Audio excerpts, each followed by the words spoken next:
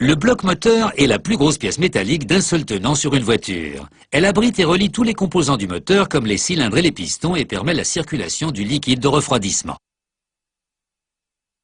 C'est dans le bloc moteur que la combustion est convertie en énergie mécanique, actionnant la transmission pour propulser la voiture. Avant, les blocs moteurs étaient en acier. Aujourd'hui, ils sont surtout fabriqués dans un alliage d'aluminium léger pour améliorer le rendement énergétique. Le bloc moteur est une pièce d'un seul tenant coulée dans un moule au sable. Pour fabriquer ce moule, on mélange de la colle et un durcisseur avec du sable de zircon. Cette mixture peut supporter la chaleur intense du métal en fusion, mais seulement pour un moulage unique. Chaque moule est constitué de plusieurs sections appelées noyaux destinés à être assemblés. Pour les fabriquer, on mélange le sable et la mixture de colle dans un grand moule en acier.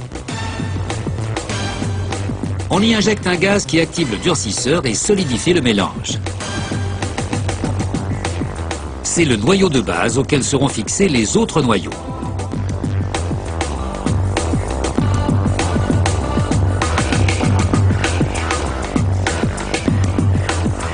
Le noyau de base emprunte une chaîne d'assemblage pour recevoir les autres noyaux.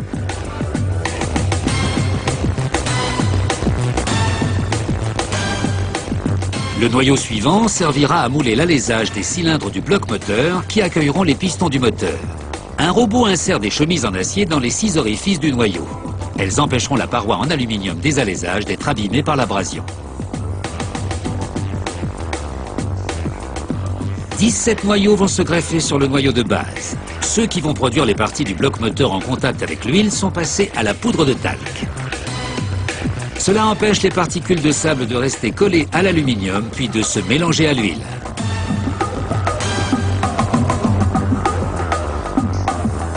On dépose de la colle dans certains noyaux afin qu'ils restent en place lorsque le robot les renverse et qu'ils soient assemblés au reste.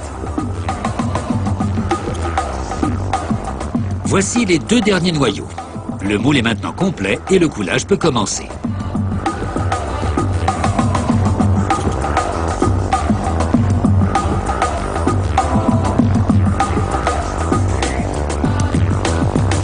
Des lingots d'aluminium sont chargés dans ce qu'on appelle un godet d'élévateur. Les lingots s'élèvent au-dessus d'un four de fusion fonctionnant au gaz.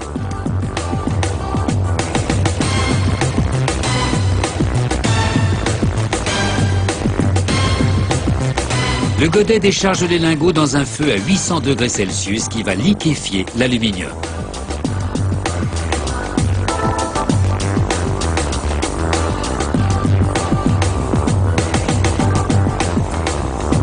Juste avant le coulage, les chemises des cylindres sont chauffées à l'aide d'un courant électrique à haute fréquence.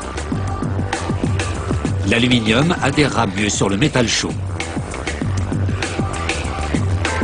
Les moules sont remplis par le bas pour que le métal ne soit pas contaminé par de l'oxyde d'aluminium. Cet oxyde se forme lorsque l'aluminium en fusion entre en contact avec l'air. Si le moule était rempli par le haut, le métal rencontrerait de l'oxygène et le versement en lui-même y ferait pénétrer de l'oxyde.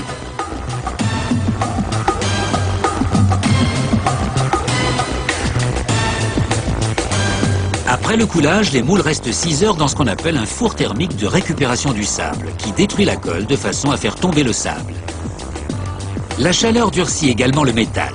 Le bloc moteur en aluminium moulé apparaît enfin, prêt pour quelques finitions mineures. Un robot le renverse pour le vider du sable qui s'en est détaché.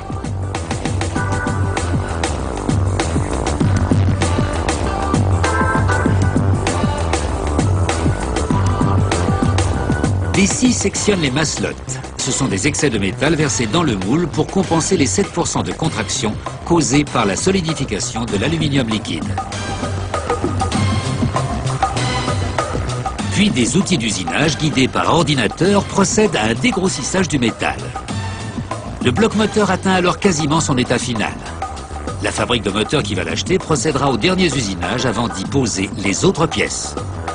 Chaque bloc moteur produit dans cette usine passe devant un système de visualisation automatisé qui inspecte le moteur pour s'assurer que vous ne tomberez pas en panne tout de suite.